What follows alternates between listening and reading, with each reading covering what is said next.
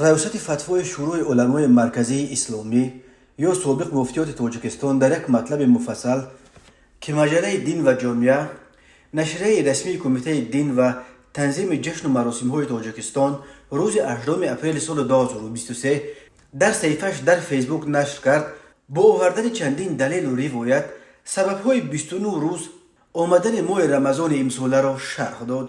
روز 18 اپریل شورای علمای مرکزی اسلامی تاجیکستان قرار کرد که عید فطر در تاجیکستان مثل اکثر کشورهای دیگر مسلمانشین روز جمعه 21 اپریل تجلیل می شود. در تقویم اول شورای علما 22 اپریل همچون روز عید نشان داده شده بود. در شرح ریاست فتوا از جمله با استناد به رسائل ابن عابدین گفته می شود که قول معتمد و راجع در مذهب حنفی این است که تفاوت مطلب ها اعتبار ندارد. پس وقتی که رویت ماه در کشور ثابت گردد به همه مسلمانان عمل به آن واجب می گردد. از این رو طبق ظاهر مذهب با دیدن ساکنان مغرب زمین روزه گرفتند به ساکنان مشرق زمین لازم می گردد. ماه قمری می افزاید ریاست فتوا 29 روز یا 30 روز می شود، زیرا در حدیث آمده است که ما امت عمومی هستیم، نوشتن و حساب کردن را نمیدونیم. ماه گاه این قدر و گاه این قدر می شود، یعنی گاه 29 روز و گاه 30 روز می شود.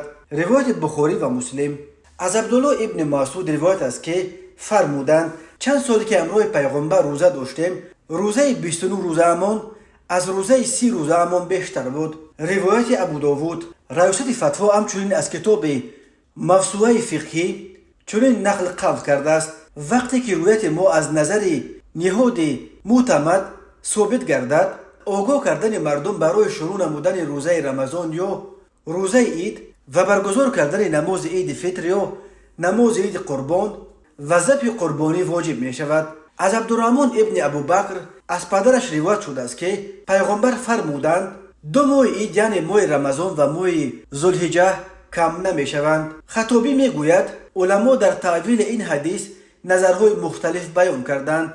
بعضی گفتند که اگرچه این 2 ماه از روی صبح کم شوند از روی حکم کم نمی شوند. بعضی گفتند معنای حدیث این است که این 2 ماه در ارج و ثواب کم نمی شوند و اگر رمضان 29 روز هم شود در ارج و پاداش کامل است. طحاوی می گوید من واقعا مشاهده کردم که ماه رمضان و همچنین ماه ذوالحجه 29 روز شده است. اسحاق و بخاری می گویند در حقیقت 2 ماه عید در ارج و پاداش کم نمی شوند، اگرچه یکی یا هر دو 29 روز هم شوند. از ابوبکر روایت شد که رسول خدا فرمودند 2 ماه عید یعنی ماه رمضان و ماه ذوالحجه کم نمی شوند، یعنی غالبا از 30 روز کم نمی شوند، یا اینکه از روی ثواب کم نمی شوند اگرچه از روی شمار کم شوند، و یا اینکه در یک سال یک جای کم نمی شوند. مراد این نیست که این 2 ماه حسن کم نمی شوند، زیرا در حدیث صحیح از گروه از صحابگان روایت شده است که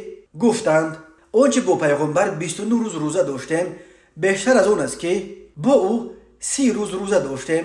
از همین سبب است که برخی حافظان حدیث فرمودند رسول خدا 9 رمضان روزه داشته بودند و از این مقدار فقط 2 رمضان را 30 روز روزه گرفتند، چنانچه در شرح ابن حجر ذکر شده است. ریاست فتوا گفت طبق قرار شورای علما امسال ماه شریف رمضان در قلمرو کشور 29 روز را در بر میگیرد که به فعل رسول اکرم و صحابگان گرامی او موافق می باشد، زیرا آن حضرت در عمر عزیز خود ماه رمضان را بیشتر 29 روز روزه داشتند. ریاست فتوا گفت اگرچه امسال ماه رمضان 29 روز هم باشد هیچ جای نگرانی ندارد و همگان باید بدانند که اجر و ثواب آن کامل است و از عبادت روزه‌داران چیزی کم نخواهد شد وقتی که خود آن حضرت 29 روز روزه داشته باشند. پس 29 روز شدن ماه مبارک موافق به سنت رسول اکرم است.